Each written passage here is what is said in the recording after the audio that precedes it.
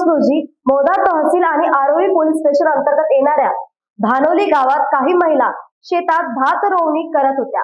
अचानक परिस्थितीत दुपारी अचानक हवामान बदलले, आभाळ भरून आले आणि दुपारी 3 वाजताच्या सुमारास महिला कामगार काम करत असलेल्या त्याच शेतात अचानक आकाशातून वीज पडली। वीज पडल्याने एका महिला कामगाराचा जागीच मृत्यू झाला। या घटनेमुळे तेथे काम करणाऱ्या इतर महिलांमध्ये भीतीचे वातावरण निर्माण झाले आहे। मृत महिलेचे नाव मनीषा सुरेश खंडाते, वय वर्ष 35 आहे। ती भोडंकी तहसील तिरोडी जिल्हा बाळाघाट मध्ये प्रदेशात येथील रहिवासी होती। ती कामासाठी धानोली येथे आली होती।